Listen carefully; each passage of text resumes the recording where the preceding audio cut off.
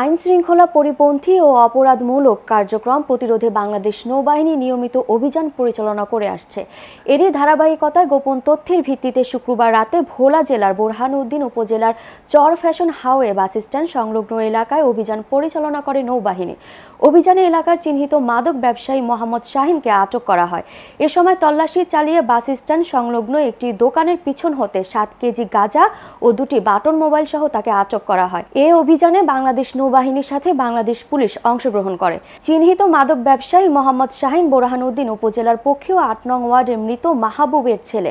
শাহিনের নেতৃত্বে এই চক্রটি দীর্ঘদিন যাবৎ ভোলার বিভিন্ন এলাকায় মাদক ব্যবসা পরিচালনা করে আসছে। পরবর্তীতে জব্দকৃত মাদক ও মোবাইল সহ আটককৃত মাদক ব্যবসায়ীকে বোরহানউদ্দিন থানায় হস্তান্তর করা হয়েছে। চিহ্নিত মাদক ব্যবসায়ী মোহাম্মদ শাহিনের নেতৃত্বে এই চক্রটি দীর্ঘদিন যাবৎ ভোলার বিভিন্ন এলাকায় মাদক ব্যবসা পরিচালনা করে আসছে।